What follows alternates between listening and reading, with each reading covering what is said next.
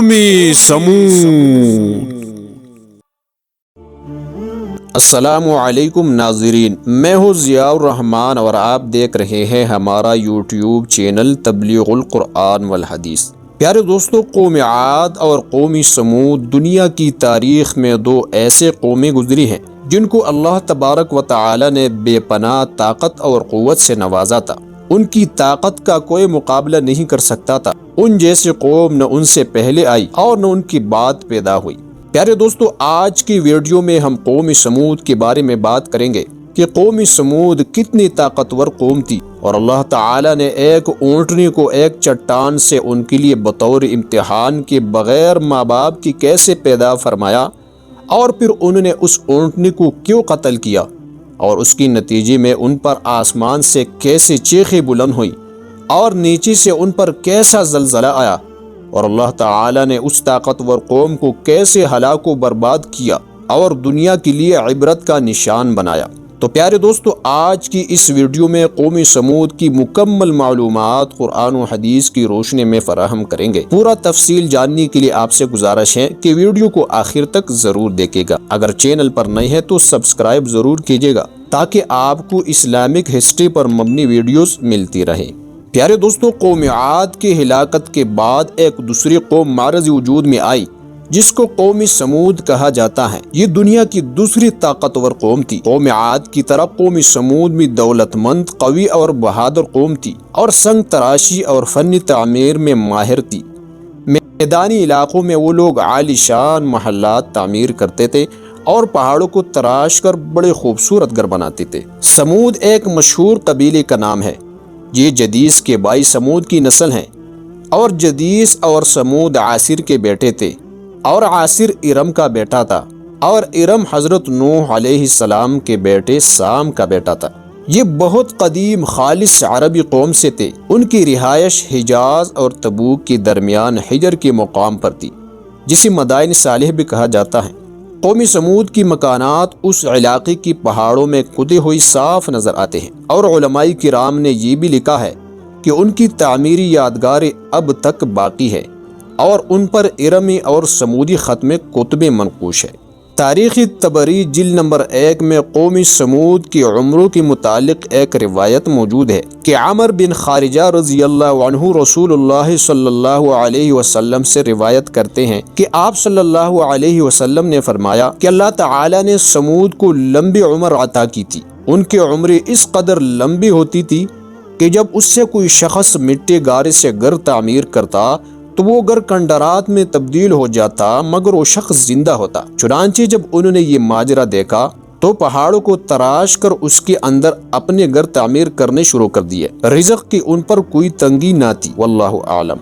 قوم سمود نے جب اللہ تعالی کی نافرمانی اور سرکشی شروع کی اور زمین میں فساد مچا دیا تو اللہ تبارک و تعالی نے ان کی ہدایت اور اپنی وحدانیت اور عبادت کی طرف بلانے کے لیے حضرت صالح علیہ السلام کو نبی بنا کر بھیجا، جنہوں نے آ کر ان کو اسلام کی دعوت دی اور اللہ تعالی کی وحدانیت کی طرف بلایا اور کفر و شرک سے منع فرمایا۔ جب صالح علیہ السلام لوگوں کو اسلام کی دعوت دیتے تو قوم انہیں مختلف طعنے دیتی، جسے قرآن پاک نے بڑے عجیب انداز میں بیان کیا ہے۔ قرآن پاک میں اللہ تعالی کا فرمان ہے جس کا ترجمہ یہ ہے، انہوں نے کہا، اے صالح، اس سے پہلے تو ہمارے درمیان ایسا شخص تھا جس سے بڑے توقعات وابستہ تھے۔ کیا تو ہمیں ان معبودوں کی پرستش سے روکنا چاہتا ہے جن کی پرستش ہمارے باپ دادا کرتے تھے؟ تو جس طریقے کی طرف ہمیں بلا رہا ہے اس کے بارے میں ہم کو سخت شبہ ہے، جس نے ہمیں خلجان میں ڈال رکھا ہے۔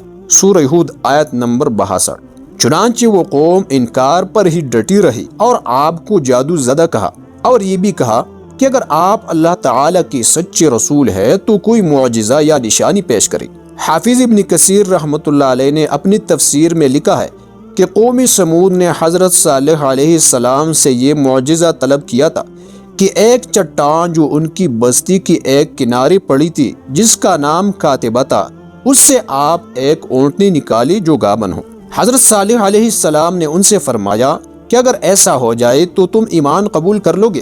تو انہوں نے پختہ وعدے کیے۔ تب آپ نے کھڑے ہو کر نماز ادا کی، پھر اللہ تبارک و تعالی سے دعا کی کہ وہ ان لوگوں کا مطالبہ پورا فرمائے۔ اللہ تعالی کے حکم سے وہ چٹان پھٹ گئی اور اس میں سے ایک بہت بڑی حاملہ اونٹنی نکلی جس میں وہ تمام صفات موجود تھے جو مطالبہ کرنے والوں نے بیان کیے تھے۔ حضرت صالح علیہ السلام نے فرمایا، یہ اللہ تبارک و تعالی کی اونٹنی ہے، تمہارے لیے ایک معجزہ ہے، پس اس کو چھوڑو کہ اللہ کی زمین میں کھائے اور اس کو کسی قسم کی تکلیف نہ پہنچاؤ، ورنہ قریب کا عذاب تمہیں آ پکڑے گی۔ جب انہوں نے اپنے آنکھوں سے معجزہ ظاہر ہوتے دیکھ لیا تو انہیں اس کی عظمت کا احساس ہوا اور وہ مرعوب ہو گئے۔ یہ اللہ تبارک و تعالی کی قدرت کی ایک واضح نشانی اور حضرت صالح علیہ السلام کی نبوت کا ناقابل تردید ثبوت تھا۔ چنانچہ قوم کے کچھ لوگ ایمان لے آئے، لیکن اکثر لوگ کفر اور ضلالت پر اڑے رہے۔ اس حاملہ اونٹنی کا اس وقت بچہ پیدا ہوا۔ اونٹنی اور اس کا بچہ ایک مدت تک ان میں رہے۔ ایک دن اونٹنی ان کی پانی پیتی، اس دن اس قدر دودھ دیتی کہ یہ لوگ اپنے سب برتن بھر لیتے۔ یہ اونٹنی سمودیوں کے حجر نامی بستی کے ارد گرد چرتی تھی، ایک راہ جاتی دوسری راہ آتی۔ یہ بہت ہی موٹی، تازی اور ہیبت والی اونٹنی تھی، جس راہ سے گزرتی سب جانور ادھر ادھر ہو جاتے۔ کچھ زمانہ گزرنے کے بعد ان اوباشوں نے ارادہ کیا کہ اس کو مار ڈالے تاکہ ہر دن ان کی جانور برابر پانی پی سکے۔ ان اوباشوں کی ارادوں پر سب نے اتفاق کیا، یہاں تک کہ عورتوں اور بچوں نے بھی ان کی ہاں میں ہاں ملائی کہ اس اونٹنی کو مار ڈالو۔ امام ابن جریر وغیرہ کا فرمان ہے کہ اس کے قتل کی وجہ یہ ہوئی کہ قوم سمود میں دو عورتیں تھے، ایک کا نام صدوق بنت محیا بن زہیر بن مختار تھا جو مالدار اور اونچے خاندان کی عورت تھی۔ اس نے قبیلہ اسلم کے ایک آدمی سے نکاح کیا لیکن پھر طلاق لے لی۔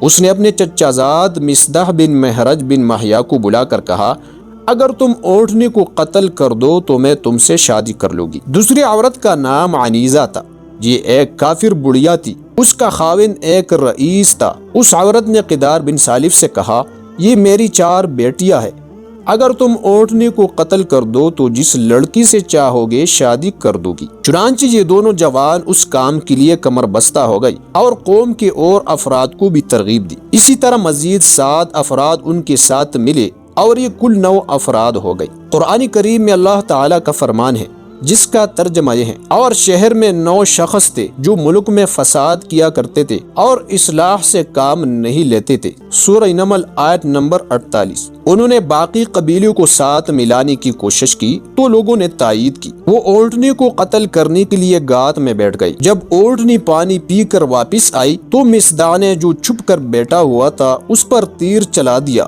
جو اس کی پنڈلی کی ہڈی میں پیوست ہو گئی، اور قدار بن سالف نے جلدی سے اونٹنی پر تلوار سے حملہ کیا اور اس کی کونچے کاٹ دیے۔ وہ زمین پر گر پڑی اور زور سے آواز نکالی جس سے اس کا بچہ ہوشیار ہو گیا اور اس راستے کو چھوڑ کر دور پہاڑ پر چلا گیا اور 3 بار بلبلایا۔ قدار نے اونٹنی کی گلے پر نیزہ مار کر اسے قتل کر دیا۔ حسن بصری رحمۃ اللہ علیہ فرماتے ہیں کہ اس نے اللہ تعالی کے سامنے اپنی ماں کے قتل کی فریاد کی، پھر جس چٹان سے نکلا تھا اسی میں سما گیا۔ یہ روایت بھی ہے کہ اسی بھی اس کی ماں کے ساتھ ہی ذبح کر دیا گیا تھا، واللہ اعلم۔ حضرت صالح علیہ السلام کو جب یہ خبر پہنچی تو آپ گھبرائے ہوئے موقع پر پہنچے، دیکھا کہ اونٹنی بے جان پڑی ہے۔ آپ کی آنکھوں سے آنسو نکل آئے اور فرمایا، بس اب تم 3 دن میں ہلاک کر دیے جاؤ گے، اور ہوا بھی یہی۔ بدھ کے دن ان لوگوں نے اونٹنی کو قتل کیا تھا اور چونکہ کوئی عذاب نہ آیا اس لیے اترا گئی، اور ان فسادیوں نے ارادہ کر لیا کہ آج شام کو صالح علیہ السلام کو بھی مار ڈالو۔ اگر واقعی میں ہم ہلاک ہونے والے ہیں تو پھر یہ کیوں بچا رہے، اور اگر ہم پر عذاب نہیں آتا تو بھی آؤ تاکہ ہر روز کے جھگڑوں سے پاک ہو جائے۔ اللہ تعالیٰ کا فرمان ہے جس کا حاصل یہ ہے کہ ان لوگوں نے قسمیں کھا کر اقرار کیا کہ رات کو صالح کے گھر پر چھاپا ماریں گے اور اسے اور اس کے گھرانے کو تہ تیغ کر دیں گے، اور صاف انکار کر دیں گے کہ ہمیں کیا خبر کہ کس نے مارا۔ ان کے اس مکر کے مقابل ہم نے بھی مکر کیا اور یہ ہماری مکر سے بالکل بے خبر رہے۔ اب انجام دیکھ لو کہ کیا ہے۔ سورہ نمل آیت 49 تا 50۔ چنانچہ رات کو یہ غلط ارادے سے حضرت صالح علیہ السلام کے گھر کی طرف چلے۔ آپ کا گھر پہاڑی کی بلندی پر تھا۔ اب یہ اوپر چڑھ ہی رہے تھے کہ اوپر سے پتھر کی ایک چٹان لڑکتی ہوئی آئی اور سب کو پیس ڈالا۔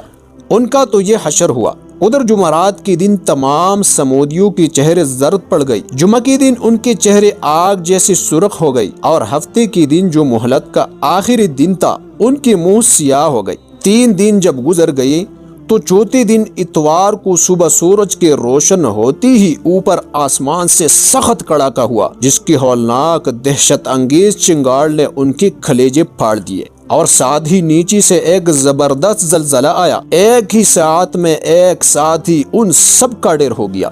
مردوں سے مکانات، بازار، گلی کوچے بھر گئی۔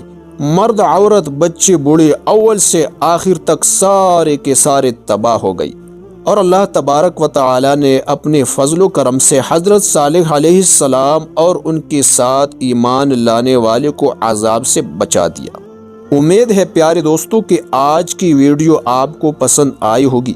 اگر ویڈیو پسند آئی ہے تو لائک، شیئر اور کمنٹ میں اپنی رائے کا اظہار کیجیے گا۔ اگلی ویڈیو تک اجازت دیجیے۔